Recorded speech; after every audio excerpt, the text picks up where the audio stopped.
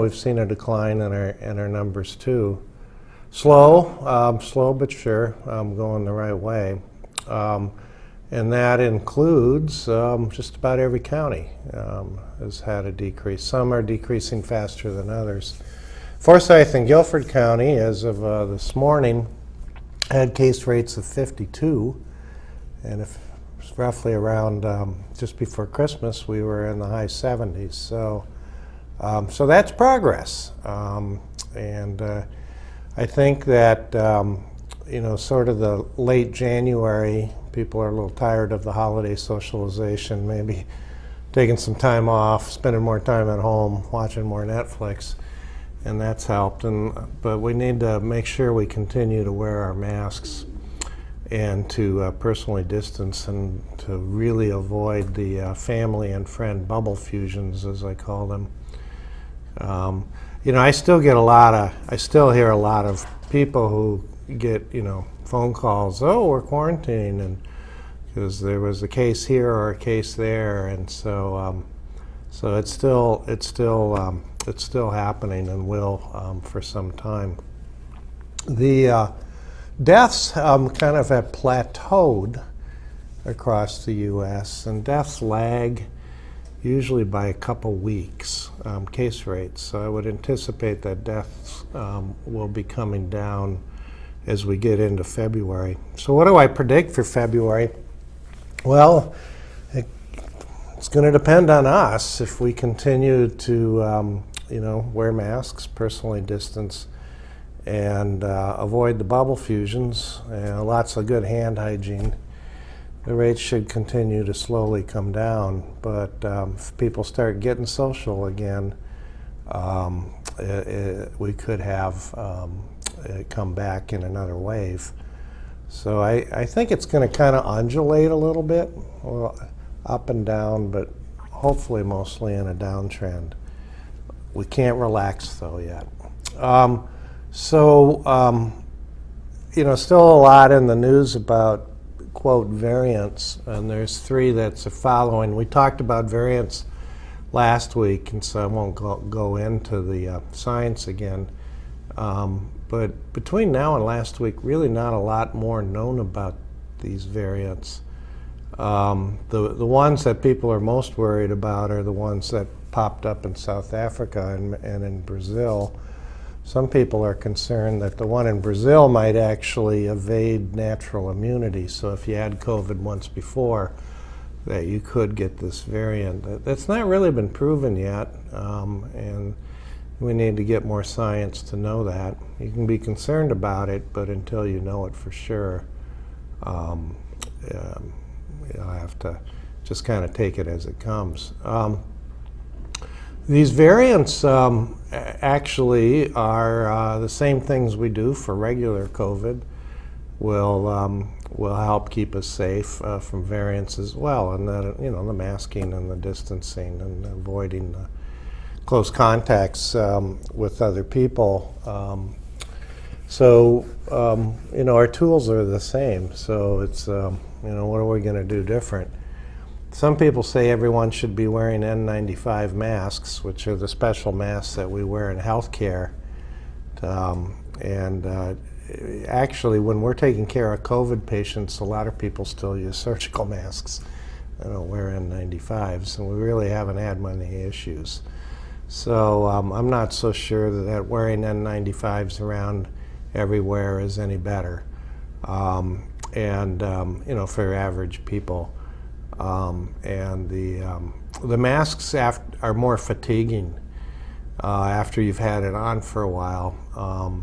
And so I'm a little bit concerned that if people think they're supposed to be wearing N95s, they may be spending more time with it hanging around their neck because it's kind of uncomfortable. So for now, I'm sticking with my cloth mask, and it should work just as well for the variants.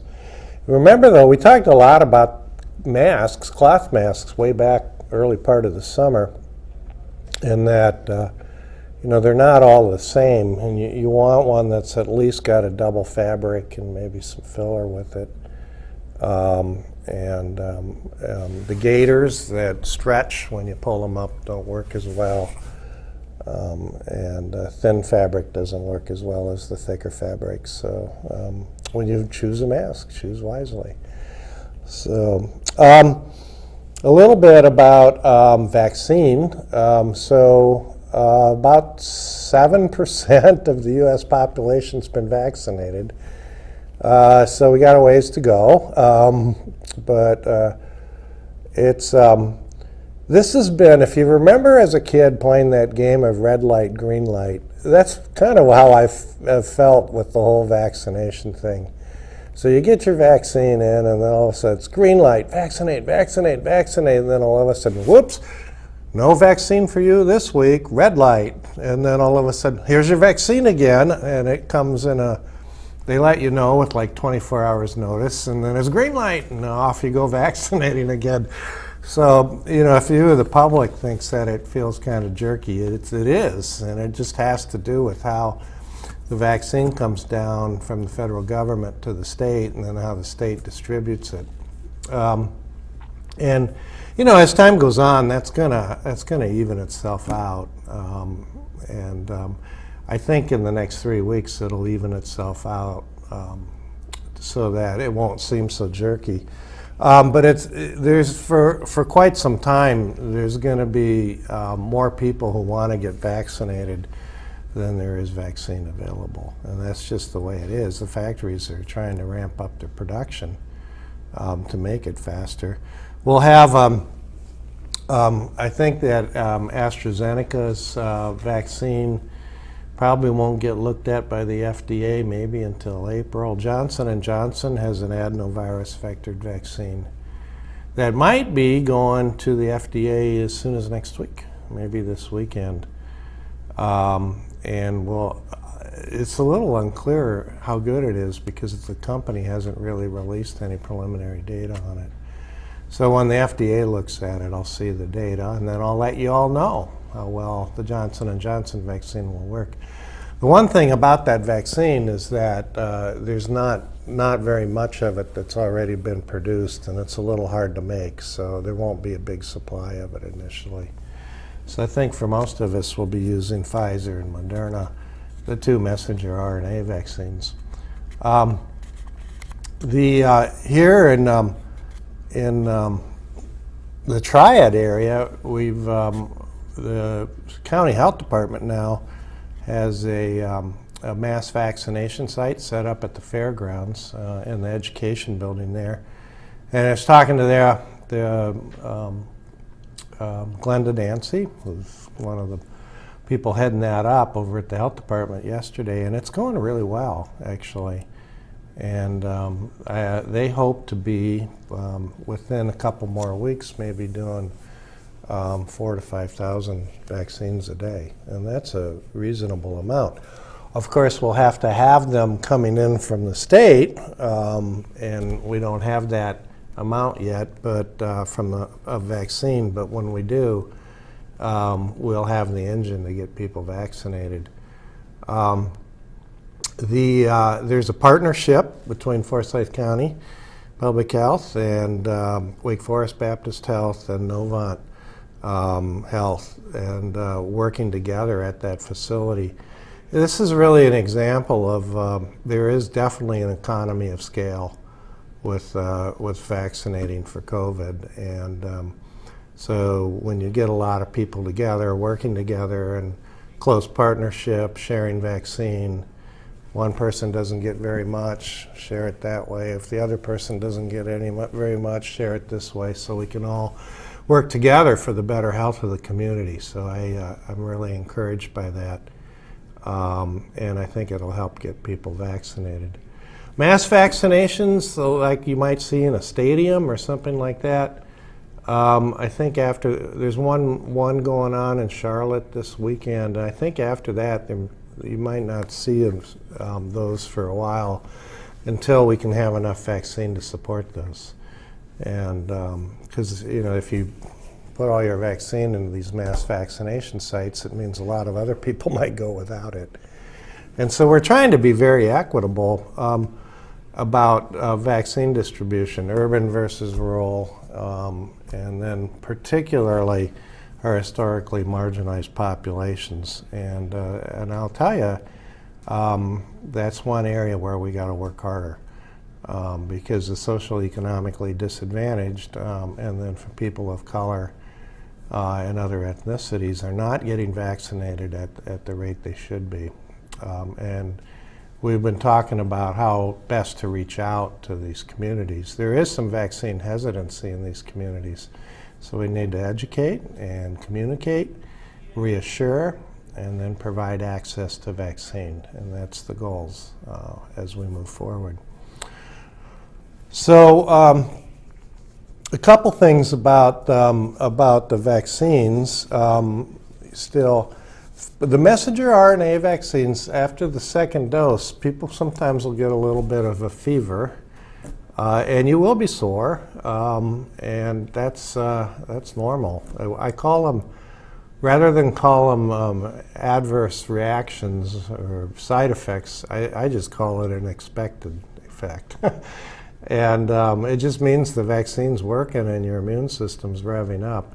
If you take some ibuprofen or acetaminophen, which is Motrin or Tylenol, the night after getting the vaccine, the night before you go to bed, then that helps mitigate the fever and doesn't interfere in the vaccine response. There's been some urban myths going around about the vaccines. One is that it'll make women infertile. That is not true. Not even close to being true. It's just a big falsehood. I mean, the vaccines wouldn't, there's not even biologic plausibility for that. And the WHO said that people who are pregnant should avoid Moderna vaccine. I'm not exactly sure why they would say that, because yes, there was no pregnant women in the clinical trial, but there were no pregnant women in Pfizer's clinical trial either. So why separate out just the Moderna vaccine? I don't know. And those two vaccines are so similar to each other. And when you look at the way the vaccine works and how it works, the safety in pregnancy would be very assured. And we've vaccinated a fair number of pregnant women so far. We keep them in a registry. So even if a pregnant woman gets the vaccine, we take the info and submit it.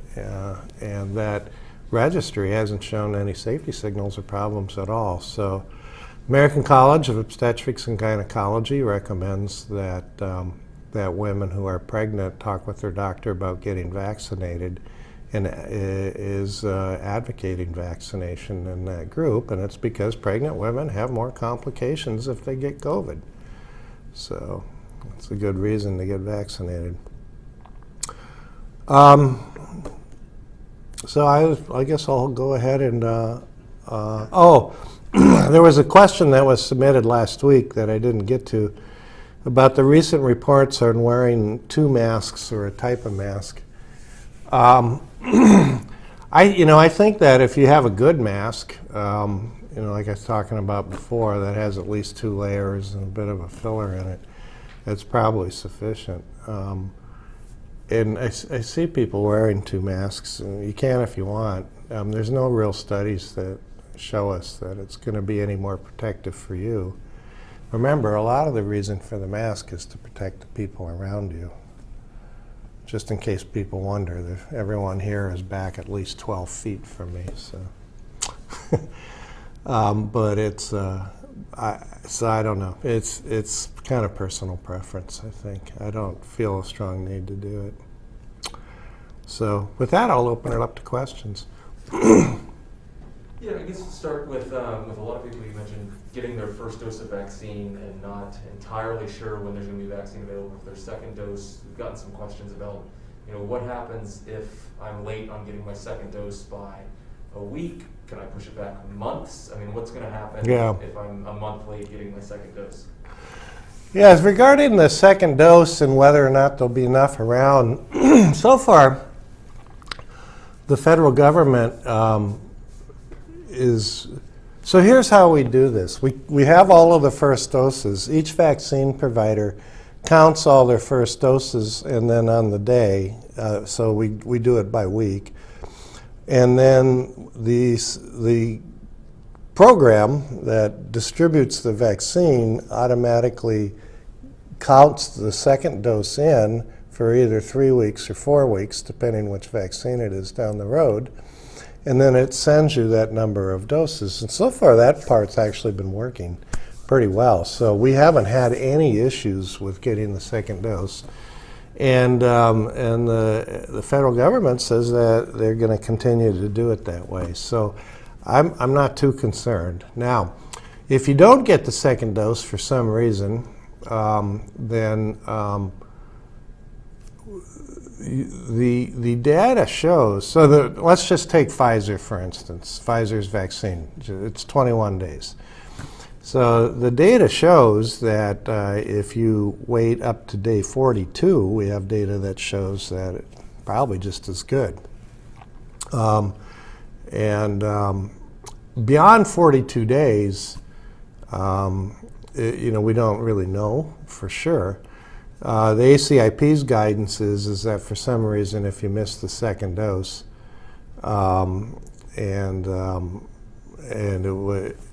you just get the second dose when you come to get it, and we don't have to restart the vaccine over again. So we try to keep it down to the day that was in the study, 21 days or 28 days. I think a couple, 3, 4 more weeks afterwards is not a problem at all. And the CDC just came out this week saying you have up to 42 days from the time you get the vaccine. So I think it's fine.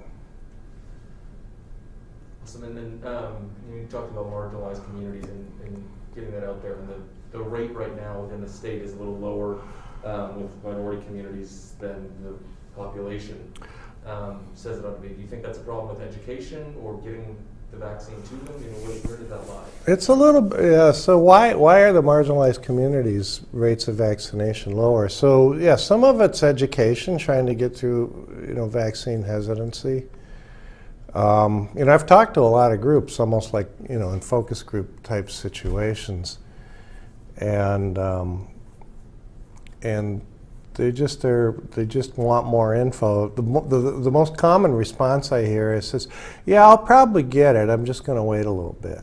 And so that's I guess that's a bit of human nature, but access is another thing, because it's if you don't have transportation, it's harder to get to a clinic. A lot of the stuff's now drive-through rather than walk-in, and so you have to make sure that all of those things that are there. So I think you're going to see a lot more working through churches and through other community organizations in these areas, making sure we have material available in other languages, not just English. This isn't different than anything else we've done in public health. It's these marginalized populations are the areas that we always have to work harder in public health, no matter what it is: measles, TB, prenatal care. It was expected that we would struggle a little bit in that area. So we're going to work hard to try to keep those groups involved. Awesome. And I know you mentioned earlier that contact tracing isn't exactly as strong as it was probably early on in this battle. Yeah, so contact tracing, well, when we got into, just after Christmas, when we had so many cases in the middle of the, quote, surge, most of the county health departments backed off, and we're doing contact tracing more for people who were older than 55, 50 or 55, I forget the exact number, or what other medical conditions. And otherwise, for younger people, we're just letting the case person tell their contacts. It's just simply there weren't enough people to do all of it. So now the county health departments are going, gangbusters on vaccines. Yeah, there's not as much contact tracing, which is unfortunate. And I see things sometimes where there's contact, a little bit of errors in quarantine. So, for instance, if you're a contact of a contact, you don't need to quarantine. And that mistake sometimes happens. And quarantine's gotten a little bit more complicated because you could either do 14 days, 10 days, or 7 days with the test on day 5. And it depends a little bit. So, for instance, school systems have one algorithm for doing their quarantine and advising. Colleges have another.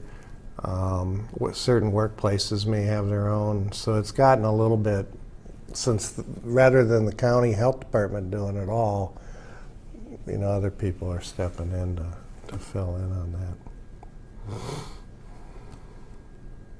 Everything? Yep. I guess I got one more for you. With thinking ahead to seeing the kind of, we talked about the holiday gatherings. Super Bowl is normally a time you see a lot of people get together. So are you expecting anything to come from that kind of first week in February? And then on top of that, is it safe for people who have gotten their first round of vaccination to all mingle together now, or do they still need to? So that's a good question. If you've been vaccinated, is it safe to have your Super Bowl party? I'll paraphrase it. And do I expect to see more cases arising out of the Super Bowl? So our behavior should not be changing because of vaccination, and that's a really, really important concept. We still have to mask, we still have to distance, we still have to avoid our bubble fusions.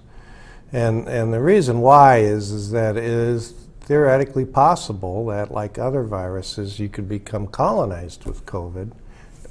It doesn't cause disease in you because you've been vaccinated, but it's possible you could give it to somebody else. So until we know more about that, and until our case rates come down enough, we still have to keep doing these safety measures. If you think about it, if you get, I guess we can compare it to a football game. If you got a running back and he's headed for the goal line, if he gets hit by 2 defenders, he's much more likely to go down if he's only hit by 1. So the more measures we can take to slow the virus transmission, the faster that transmission will be slowed. And so we got to keep doing it. So is it safe to have a Super Bowl party? No, it's really not. Not unless you're having it with your own household or with your own little pod of people who you're around a lot. And I'm not saying that just because I'm a Green Bay Packers fan.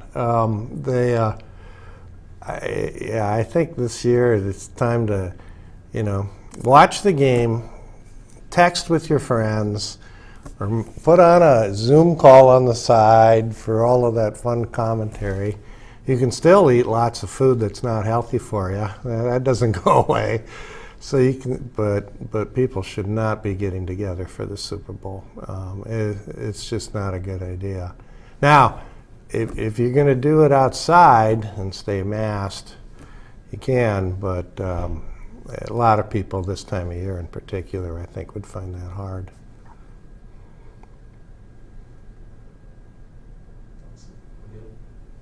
Very good. Well, I'll see everyone next week, and hopefully we'll have more good